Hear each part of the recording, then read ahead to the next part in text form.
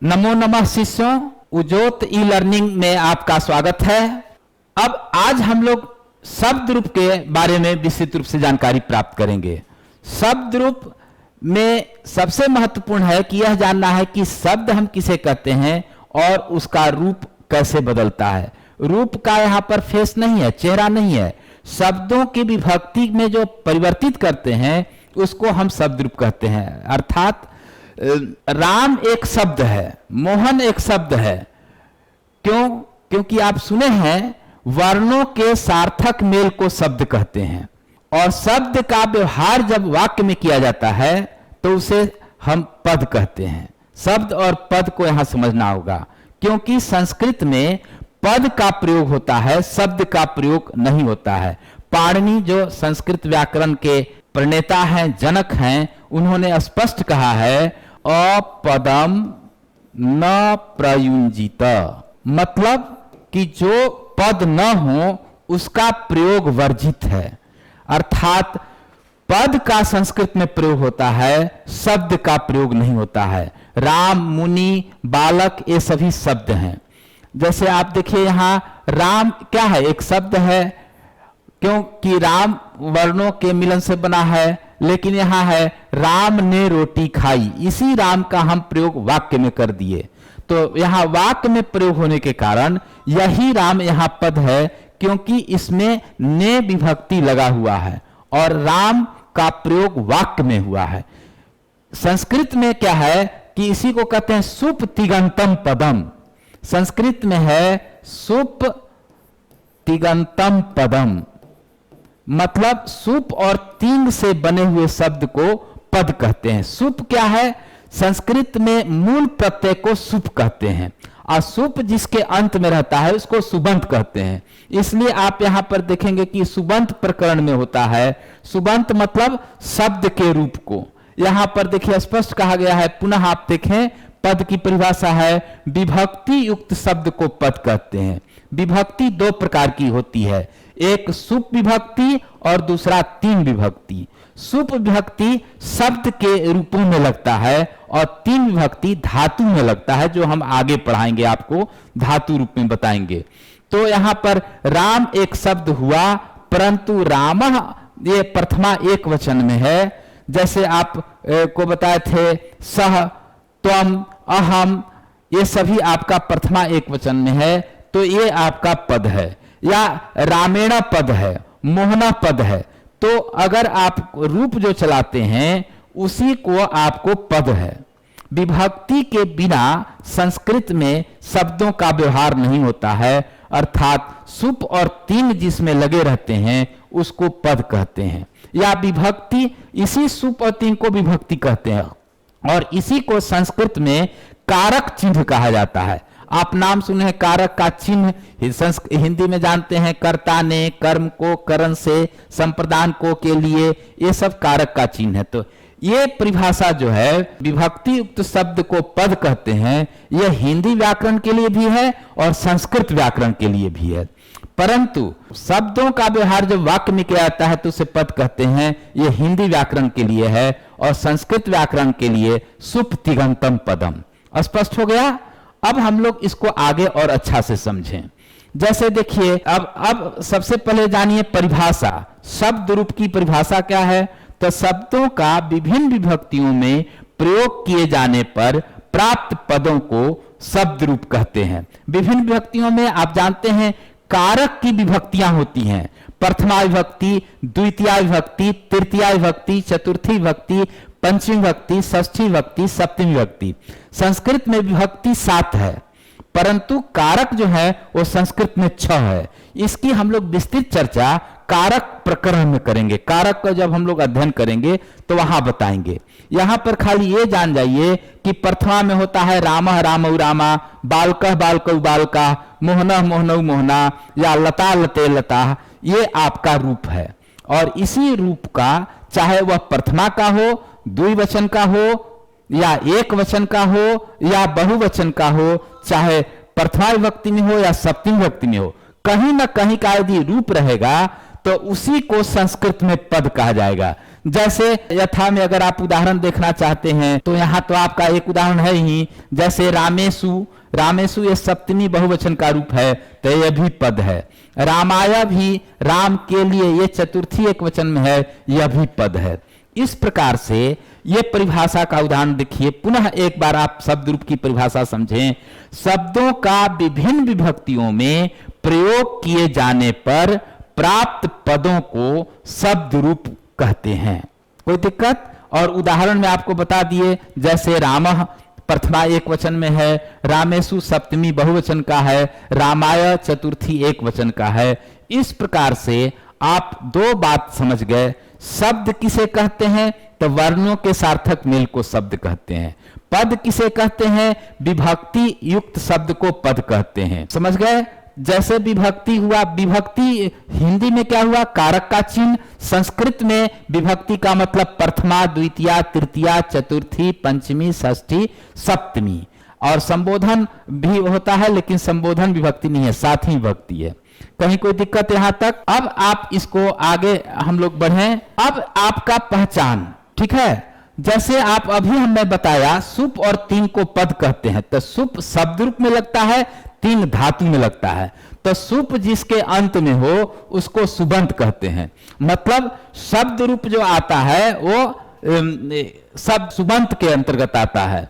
शब्द के अंत में लगने वाले मूल प्रत्यय को सुप कहते हैं। यहां आपको परिभाषा भी देख सकते हैं कि सुबंत किसे कहते हैं? तो शब्द के अंत में लगने वाले मूल प्रत्यय को शब्द कहते हैं। मेरे प्यारे शिष्यों, एक बात यहां शब्द रूप में समझ लेना है, और बहुत से लड़के को शब्द रूप नहीं याद होता है, और जिसके कारण वे संस्कृत से भागते हैं। और संस्कृत में बहुत से लड़के यद्यपि स्कोरिंग सब्जेक्ट होने के बाद भी अनुत्तीर्ण हो जाते हैं, और संस्कृत के कारण वो बोर्ड में पास नहीं कर पाते हैं। यहां पर एक बात समझना है, आपको संस्कृत में शब्द रूपों से डरना नहीं है। मैं आप लोगों को खेल खेल में टेक्निक से कुछ ऐसा मैं नियम बता दूंगा जिससे आपको, भले अभी तक आपको छठा से 10वां तक एक दो शब्द रूप भी नहीं याद हो, परंतु आप ये जो मैं अभी नियम बता रहा हूं, इसको अगर आप लोग थोड़ा सा व्यवहार करेंगे, थोड़ा सा समय देंगे, तो आप एक घंटा के अंदर 20-25 शब्द रूप याद कर लेंगे, और इससे अधिक आपको बोर्ड में आएगा नहीं। ऐसे मुख्य रूप से 7 शब्द रूप ही बहुत महत्वपूर्ण है। देव, मुनि, लता, नदी, अस्मद, युष्मद और तद। इसके बाद पथिन राजन को आप देखेंगे, इसको हम आपको बता देंगे, अच्छा से समझा देंगे। परंतु सबसे महत्वपूर्ण है कि आपको यह जानना है कि हम बिना शब्द रूप को याद किए हुए शब्द रूप कैसे जान जाएंगे। तो इसका एक टेक्निक है जिसको मैं आपको यहां बता रहा हूं। यानी यह पहचान, किसी भी शब्द में आप म हलंत यदि लगा दीजिएगा तो स्वतः वह द्वितीया एक वचन का रूप बन जाएगा। अर्थात किसी भी शब्द को आप म हलंत लगाने से द्वितीया, अब किसी परीक्षा में कोई भी शब्द क्यों ना हो, अगर वह द्वितीया एक वचन का रूप आता है तो आप उसको, उस शब्द को लिखकर उसमें म हलंत जोड़ दें। जैसे देखिए ये द्वितीया एक वचन हो गया। जैसे बालक शब्द का अगर आ गया द्वितीया, तो बालक लिख दीजिए, म जोड़ दीजिए। यहां देखिए हो गया। फल, फल है, म जोड़ दिए, फलम हो गया। मुनि लिखे मूल शब्द मुनि है, म हलंत लगा दिए, मुनि बन गया। लता में म लगाए, उसी तरह साधु।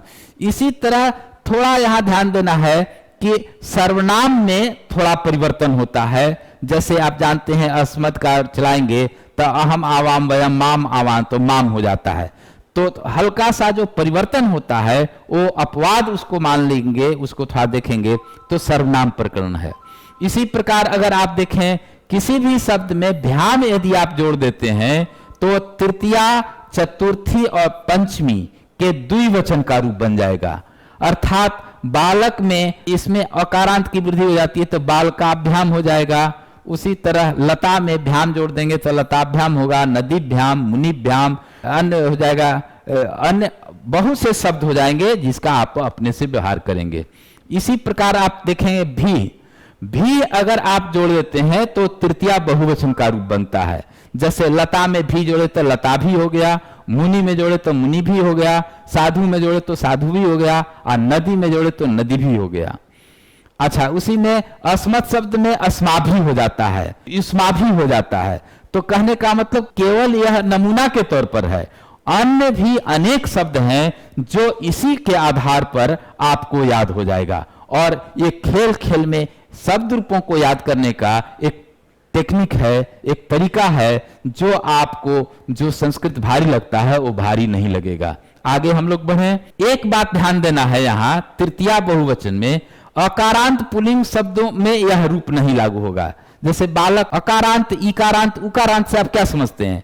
जिन शब्दों के अंत में अ हो उसको अकारांत शब्द कहते हैं, जिन शब्दों के अंत में आ हो उसको आकारांत कहते हैं, जिसमें ई हो उसको इकारांत कहते हैं। तो प्रायः अकारांत पुल्लिंग शब्द होते हैं, जैसे बालक। बालक का अगर रूप हम चलाएंगे तो यहां पर आप देखिए तृतीया बहुवचन में बालक ही होगा, बालक ही हो जाएगा। उसी तरह राम का राम ही हो जाएगा। तो ये अपवाद है, इसको भी आप नोट कर लेंगे क्योंकि यह इस नियम पर नहीं आएगा। भ्य रहेगा तो वह चतुर्थी पंचमी बहुवचन होगा, जैसे बालकेभ्य, लताभ्य, मुनिभ्य, नदीभ्य होते जाएगा। अब आप देखिए पहचान में नाम और नाम रहेगा तो ये षष्ठी बहुवचन का रूप होगा। जैसे बालक में नाम जोड़ दिए तो बालका नाम, नदी में नाम जोड़ देंगे तो नदी नाम, मुनि में नाम जोड़ देंगे तो मुनि नाम, इसी तरह राम में नाम जोड़ देंगे तो रामानाम। हाँ, यहाँ एक बात ध्यान देना है कि जिस शब्द में र या मूर्धन्य स रहेगा उसमें नाम हो जाएगा, बाकी शब्द में नाम होगा। अंतर है थोड़ा सा यहाँ। फिर यहाँ देखिए अगला, ओह और योह अगर किसी शब्द में आप जोड़ देते हैं तो वह षष्ठी द्विवचन का रूप होता है। और जैसे बालक का बालकयोह, नदी का नद्योह, ये रूप हो जाएगा। सु या दीर्घ सु रहेगा वो सप्तमी बहुवचन में होगा। जैसे एक बात आप यहां देखिए, वो या रहेगा केवल षष्ठी नहीं रहेगा, षष्ठी के साथ साथ सप्तमी भी रहेगा, षष्ठी और सप्तमी दोनों। जैसे लतयोह आप जानते हैं, बालकयोह, देवयोह, ये षष्ठी और सप्तमी दोनों में रहेगा। सु और सु अगर रहेगा तो आपका सप्तमी बहुवचन रूप हुआ। इस प्रकार से आपको अगर जो अभी मैं बताया कि किसके अंत में क्या जोड़ने पर वह कहां का रूप होगा, इसको अगर आप थोड़ा सा सभी शब्द रूप को थोड़ा सा ध्यान में रखकर पढ़ने का प्रयास कीजिएगा तो आधा से अधिक इस नियम पर आ जाएगा। कहने का मतलब कि आधा से ज्यादा आपको खाली इसी पर बिठा देना है, अब बाकी तो थोड़ा सा अगर एक दो बार पढ़िए गए तो याद हो जाएगा। कहने का तात्पर्य कि 1-2 घंटा यदि आप सही ढंग से समय दे दीजिए तो सभी के सभी शब्द रूप आपको 1-2 घंटा में याद हो जाएगा। तो आए हम लोग देखें कि ये सभी है जो अभी मैं सिखाया वो बालक पर ये लागू हो रहा है कि नहीं। एक रूप को हम लोग इस पर व्यवहार में देखेंगे। तो आप जानते हैं बालक या देव ये शुरुआती होता है जब भी आप संस्कृत पढ़ने के लिए विद्यालय में जाते हैं, छठा से 5वां से संस्कृत, तो शिक्षक आते हैं तो पहले बालक का ही रूप कहते हैं कि याद करो। मेरे प्यारे शिष्यों, मैं यहाँ पर स्पष्ट कर दूं कि शब्द रूप और धातु रूप के कारण आप संस्कृत को छोड़े नहीं, क्योंकि थोड़ा ध्यान देंगे तो शब्द रूप धातु रूप अगर नहीं भी याद होगा तो भी आपको अनुवाद बनेगा, टेक्निक है। और यहाँ तो मैं आप लोगों को शब्द रूप का एक तरीका बता रहा हूं। जैसे आप देखिए प्रथमा में बालकः, बालकौ, बालकाः, देखिए यहाँ द्वितीया का मैं आपको बताया था बालकम, देखिए बालकम आ गया, बालकौ, बालकान, फिर देखिए ए न रहेगा बालकेन, देखिए बालकाभ्याम, बालकाभ्याम, बालकाभ्याम आ गया। फिर यह तो अपवाद था बालकही, यहाँ देखिए बालकेभ्य, बालकेभ्य। फिर यहाँ पर आप देखिए बालकयोः, बालकयोः नियम पर है। मैं बताया था कि षष्ठी सप्तमी में यो और ओ रहेगा तो षष्ठी द्विवचन हो जाएगा, सप्तमी द्विवचन होगा। अच्छा, नाम या नाम रहेगा तो षष्ठी बहुवचन का रूप होगा, सप्तमी। तो ये इस प्रकार से आपको अधिकांश रूप पर आ गया। कहने का मतलब बालकः, प्रथमा में बालकः, बालकौ, बालका। अच्छा, एक बात और मैं बता दे रहा हूं, एक वचन, द्विवचन, बहुवचन को इस तरह से याद करेंगे। बहुत से लड़के हैं प्रथमा में याद कर लिए, द्वितीया याद कर लिए, इस तरह से वे ठीक से नहीं होता है। तो याद करने का तरीका है कि बालकः, बालकौ, बालका, प्रथमा। अच्छा, इसके साथ साथ याद किए, प्रथमा बालकः, बालकौ, बालका, द्वितीया बालकम, बालकौ, बालकान, तृतीया बालकेना बालकाभ्याम बालकही, चतुर्थी बालकाय बालकाभ्याम बालकेभ्य, पंचमी बालकात बालकाभ्याम बालकेभ्य, षष्ठी बालकस्य बालकयोः बालकानाम, सप्तमी बालके बालकयोः बालकेषु। संबोधन हे बालक हे बालकौ हे बालका। एक बात यहां पर आप जान जाइए, विभक्ति 7 है, संबोधन में प्रथमा विभक्ति होती है। संबोधने प्रथमा एक सूत्र है और यहां पर खाली बालका बालकौ बालका है, यहां हे बालक हे बालकौ हे बालका है। तो इस प्रकार से आप इसकी अब आप लोग प्रश्न कीजिएगा कि आखिर हम इसको क्यों याद करें, क्योंकि जब आप अनुवाद बनाइएगा, जैसे वह राम को पढ़ाता है, तसह रामम पाठयति, तो यहां किसको पढ़ाता है, कर्म है, तो कर्म में इसमें द्वितीय विभक्ति लगेगी। तो कौन सी विभक्ति कहां लगेगी, इसको आप कैसे लिखेंगे जब याद नहीं करेंगे। इसलिए शब्द रूपों को याद करना जरूरी है और याद करने की अब कोई आवश्यकता ही नहीं है, क्योंकि अधिकांशतः आपका ये टेक्निक पर ही बैठ गया, तरीका पर आ गया। अब इसके बाद जो है कुछ हम लोग शब्द रूपों को देखेंगे। जैसे उसके बाद आपका मुनि का रूप है, तो इकारांत होता है, ये पुल्लिंग शब्द है। जैसे मुनि मुनि मुनयः, मुनि मुनि मुनीन, मुनिना मुनिभ्याम मुनिभि, मुनये मुनिभ्याम मुनिभ्य, मुनेः मुनिभ्याम मुनिभ्य, मुने मुनयोः मुनीनाम, मुनौ मुनयोः मुनिषु, हे मुनि हे मुनि हे मुनियः। तब मुनि का भी रूप बालक की तरह ही थोड़ा सा परिवर्तन हुआ।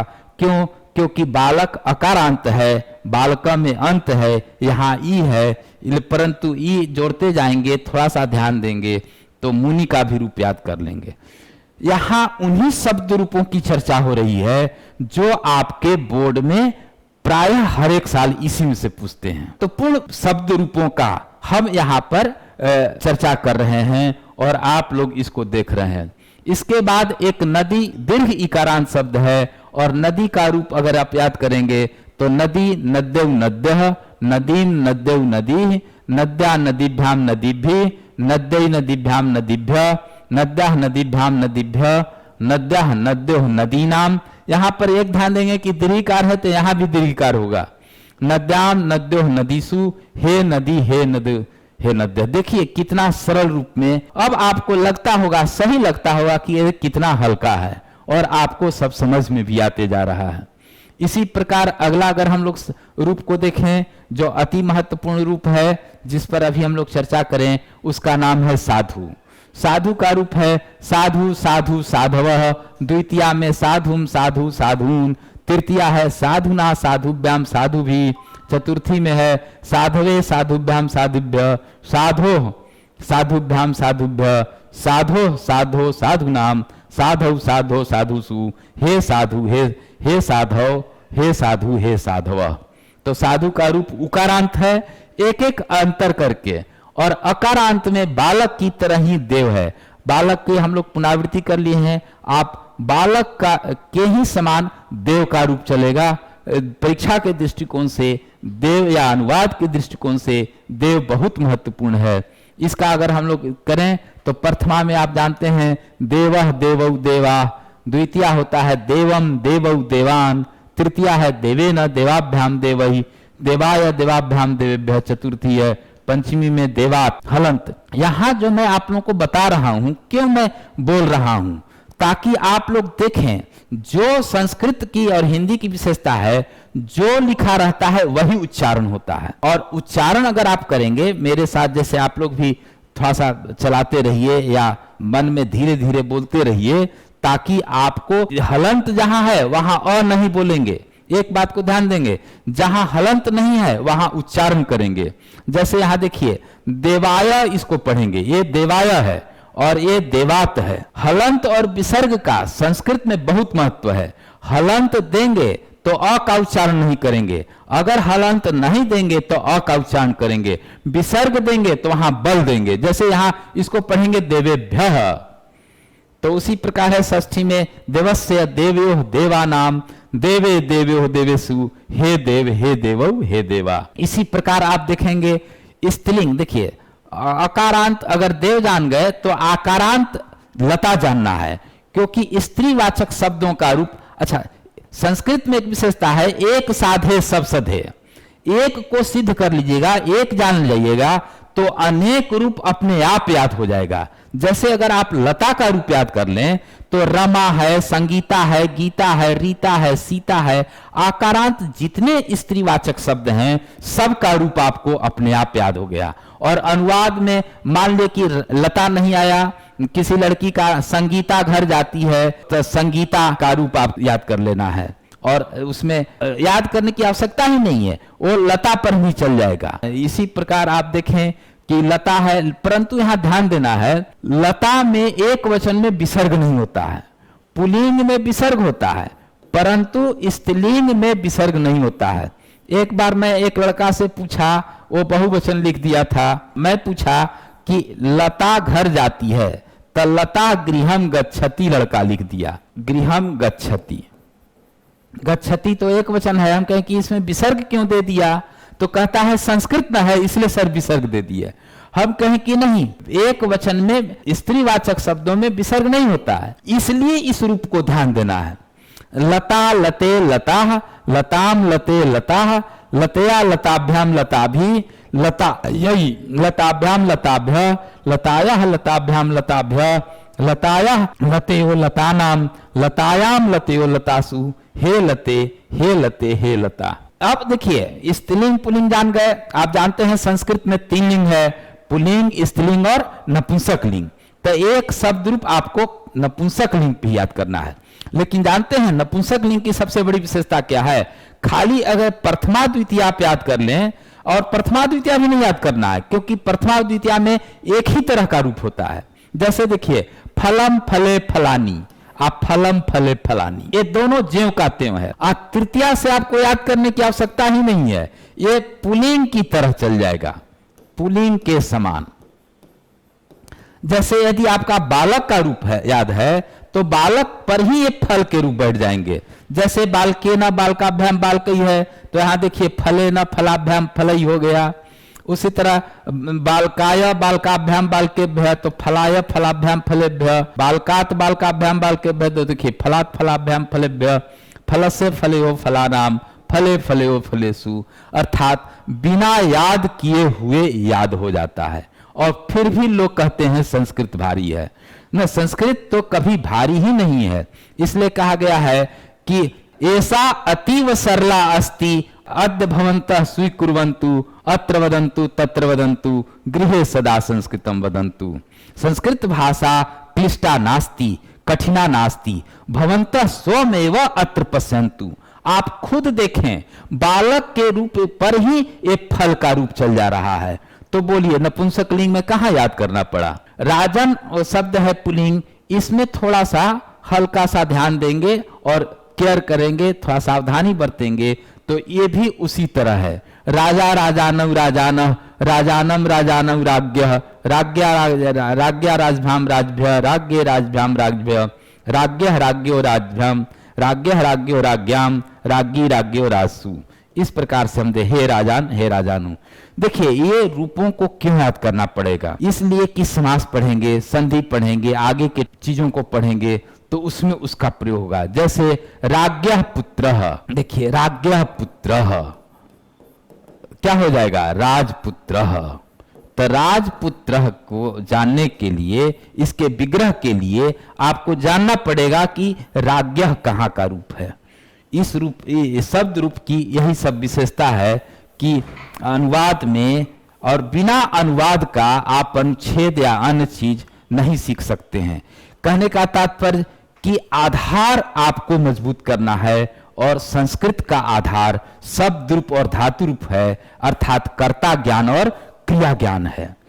इसके बाद हम देखें, राजन के बाद अगला रूप देखें तो अब ये सर्वनाम प्रकरण है। ये 3 सर्वनाम है। इसके पहले हम लोग पढ़ रहे थे संज्ञा। सर्वनाम में आप देखेंगे कि अस्मद, युष्मद और तद। इसी पर आप लोगों को इसके पहले वाले वीडियो में कर्ता ज्ञानम आप लोगों को पढ़ाए हैं और कर्ता को बतलाए हैं कि कर्ता ज्ञानम में एक वचन, द्विवचन और बहुवचन। एक वचन में आपको स्त्रीलिंग, पुल्लिंग, नपुंसक लिंग को विस्तृत रूप से कर्ता ज्ञानम की जानकारी इसलिए दी गई है कि ये रूप अगर आपको याद रहेगा तो अनुवाद में सुविधा होगी। जैसे देखिए यहाँ मैं घर जाता हूं तो अहम गृहम गच्छामि, वहां मैं बताया था अहम आवाम वयम। यहां देखिए प्रथमा यह है, क्योंकि कर्तरी प्रथमा, आप जानते हैं कर्ता में कौन सी विभक्ति होती है, तो प्रथमा विभक्ति होती है। तो यहां पर है प्रथमा विभक्ति है अहम, अहम संस्कृतम पठामि, आवाम संस्कृतम पठावः, वयम संस्कृतम पठामः। लेकिन मान लीजिए कारक को हम लोग कारक में पढ़ेंगे तो केवल प्रथमा नहीं, द्वितीया तृतीया, तो इसको याद करना पड़ेगा और इसको थोड़ा ठीक से याद करना पड़ेगा, क्योंकि यह बोर्ड के दृष्टिकोण से इस पर आधारित अनुवाद भी आएगा और साथ साथ शब्द रूप भी इस पर पूछा जाएगा। तो पुनः हम लोग इसको देखें, अहम आवाम वयम, माम आवाम अस्मान, मया आवाभ्याम अस्माभि, मह्यम आवाभ्याम अस्मभ्यम, मत आवाभ्याम अस्मत्, मम आवयोः अस्माकम, मयि आवयोः अस्मासु। अच्छा, एक बात मैं बताना चाहता हूं, आप लोग अभी बैठे बैठे सोचते होंगे कि क्या सर इतना बोल रहे हैं, क्या कह रहे हैं, लेकिन आप लोग थोड़ा सा यहां देखें कि मुझे आम अच्छा लगता है। अच्छा, आज आम स्वाभाविक है कि अच्छा लगबे करेगा, लेकिन ये मुझे आम अच्छा लगता है।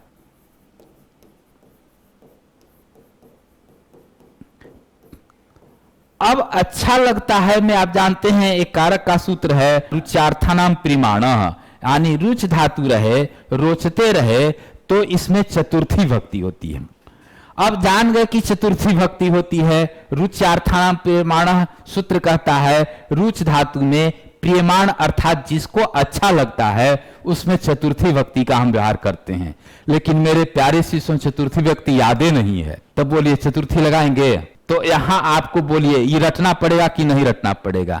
अभी हम आप लोगों को समझा रहे हैं तो आप झुक रहे हैं, इधर ध्यान नहीं दे रहे हैं। अगर आप ध्यान नहीं दीजिएगा, मैं एक क्यों बोल रहा हूं, आप लोग सोचिए मैं क्यों बोल रहा हूं, क्योंकि आप शुद्ध उच्चारण कीजिए। अगर शुद्ध उच्चारण मध्यम नहीं कीजिएगा तो मध्यम पढ़ दीजिएगा, आ कहे कि सरे गलत बता दिए, आज संस्कृत के शिक्षक को दोष दीजिएगा। नहीं मेरे प्यारे शिष्यों, उच्चारण शुद्ध हो। संस्कृत और हिंदी की सबसे बड़ी विशेषता है देवनागरी लिपि की, जो लिखा रहता है उसी को हम पढ़ते हैं।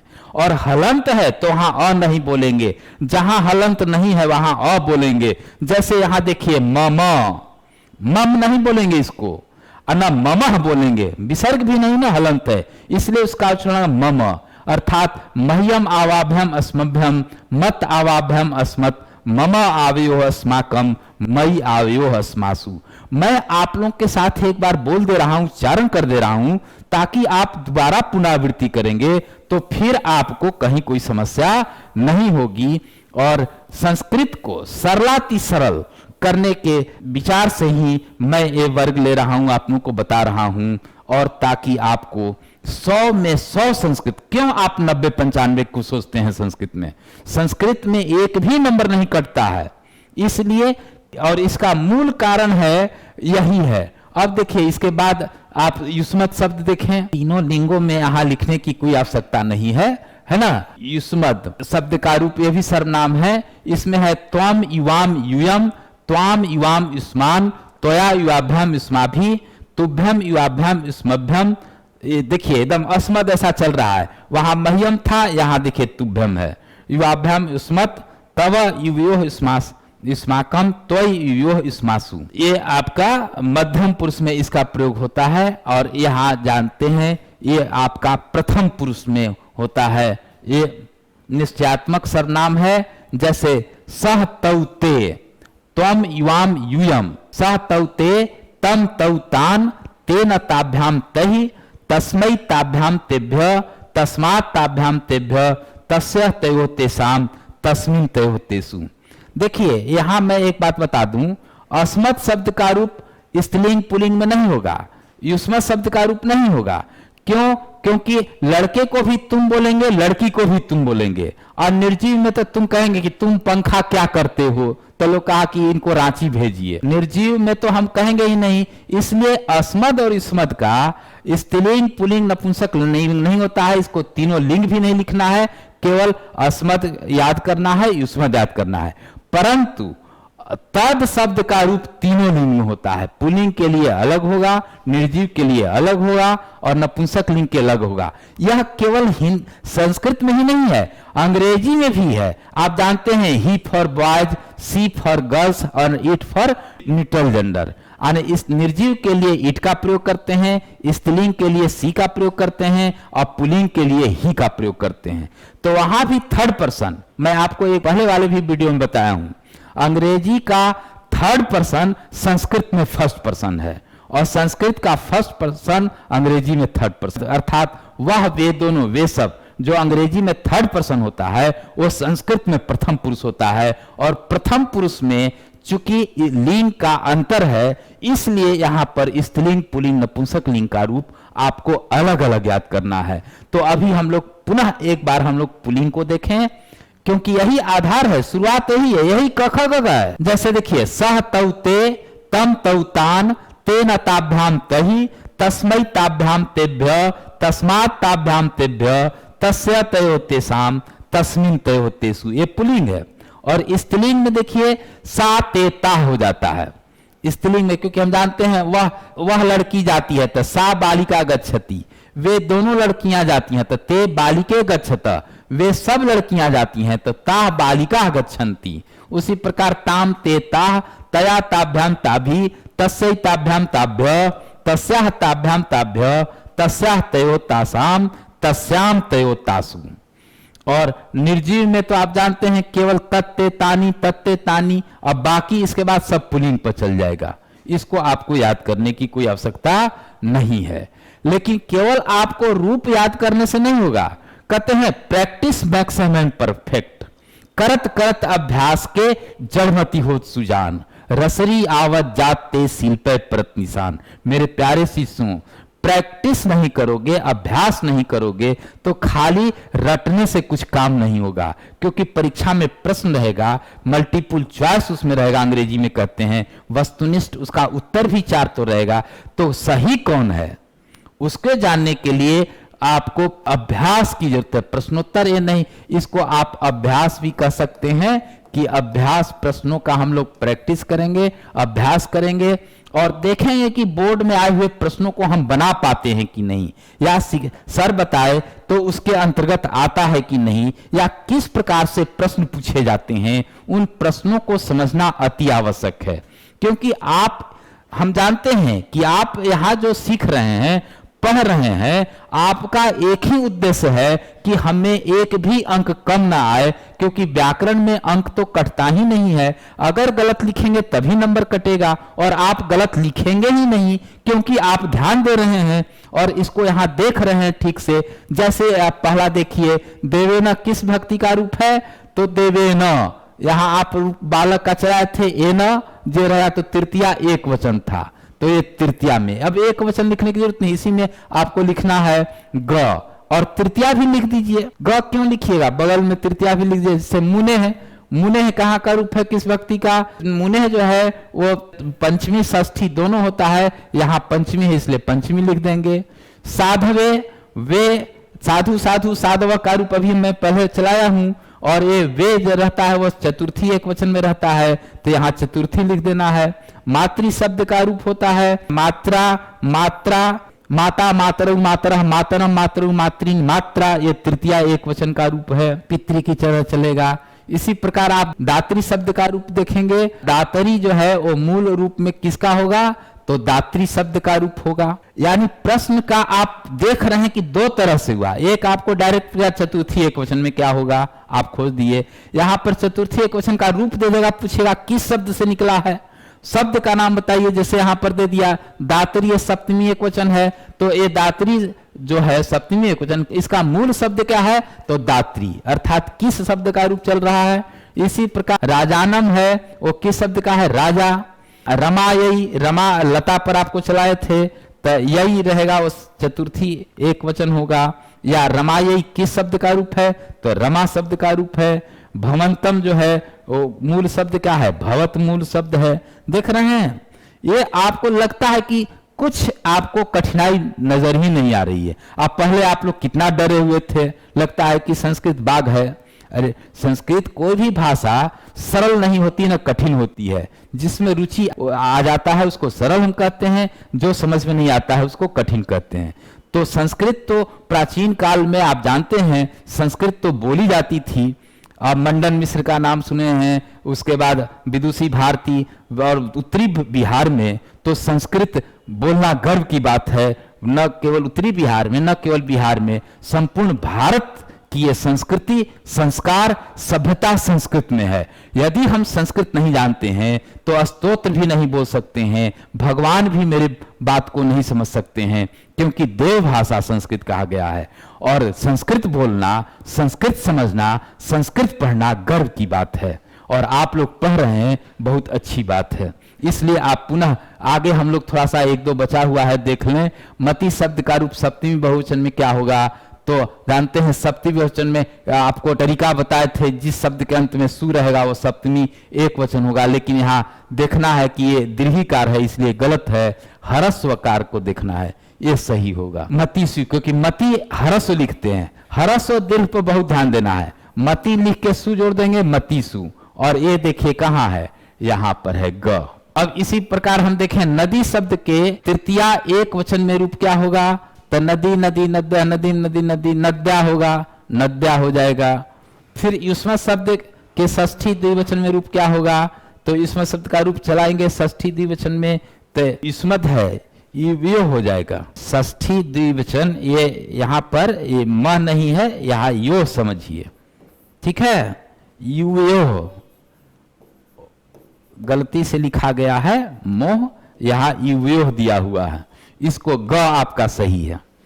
और तद शब्द का रूप पुलिंग में चतुर्थी एक वचन में रूप क्या होगा, तो तद का चतुर्थी त सह तौते, तम तौतान, तेन ताभ्याम तहि तस्मय हो जाएगा, तस्मय हो जाएगा, ठीक। अब लता का देखिए, तो लता का यही रहेगा तो चतुर्थी रूप होगा, तो देखिए यहाँ चतुर्थी है। पितृ शब्द का रूप पिता है, तो पिता पितरौ पितरः, तो पितृ मूल शब्द है। मूल शब्द वे शब्द होते हैं जिसका रूप चलता है, जैसे देव, मुनि, लता, नदी, फल, अस्मद, युष्मद, पथीन, राजन, विद्वस, ये सब क्या है, मूल शब्द है। और मेरे प्यारे शिशु में पुनः पीछे बताया हूं, संस्कृत में मूल शब्द का प्रयोग होता ही नहीं है। ये एकदम जैसे सिगरेट पीना स्वास्थ्य के लिए हानिकारक है लिखा रहता है सिगरेट पर, उसी तरह पाणिनि ने स्पष्ट लिख दिया है अपदम न प्रयुजित, जो पद न हो उसका प्रयोग करना वर्जित है। और ये मूल शब्द हैं, यह पिता पितरौ पितर, पिता गृहं गच्छति अनुवाद बनेगा, और इसका मूल शब्द क्या होगा, पितृ। उसे साधु का हम देखें, साधु का सप्तमी एक वचन में रूप क्या होगा, साधव रूप होता है। ये कहां से में हम लोग तुरंत मान लिए, इसलिए कि इसके पहले जो हम रूप चलाए हैं आप लोग गौर करके सुने हैं, उन सभी शब्द रूपों पर हम लोग विचार विमर्श किए हैं, इसके कारण आप लोगों को ज्ञान हो गया है।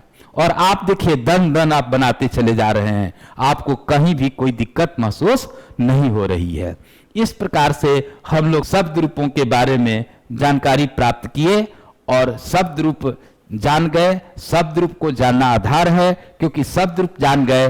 और इसी पर आपको बताए थे कर्ता ज्ञानम, क्योंकि कर्ता ज्ञानम आपको बताए थे, तो वहां इसके ठीक पहले वाले वीडियो में आपको बताए थे ए सह ए सा ए तत् सह सा तत्, तो उसमें एक वचन द्विवचन बहुवचन को परिवर्तित किए थे, और वहां बताए थे सह तौते। तो पूरा एक शब्द रूप और कर्ता ज्ञानम, यदि आप दोनों को ठीक से पढ़ लेंगे तो कर्ता के विषय में कहीं कोई समस्या नहीं रहेगी। और एक कर्ता में कौन सी भक्ति क्यों लगेगी, इसको हम लोग एक कारक पाठ को आगे पढ़ेंगे। आप सब पीछे के भी वीडियो को देखते जाइए, और आगे भी जो वीडियो होगा आप पीछे पढ़े रहेंगे तो आगे के भी वीडियो को आपको समझने में बहुत सुविधा होगी। और सभी वीडियो को क्रमशः आप देखते जाएंगे तो फिर आपको कोई कारण ही नहीं है कि संस्कृत में आपको कम नंबर आ जाए। बहुत बहुत आपको धन्यवाद। जय तु भारतम, जय तु संस्कृतम। नमस्कार, उजोत ई लर्निंग प्रोग्राम में आपका स्वागत है। मैं हूं आपका दोस्त रजनीश प्रियदर्शी। बिहार बोर्ड 10वीं की परीक्षा देने वाले छात्र छात्राओं के लिए उजोत लेकर आया है कंप्लीट वीडियो कोर्स, जहां हमारे अनुभवी शिक्षक आसान भाषा में सभी विषयों का आपके सिलेबस के अनुसार तैयारी करवाएंगे, जिससे कि मैट्रिक की परीक्षा में आप अधिक से अधिक अंक प्राप्त कर सकें। जय हिंद।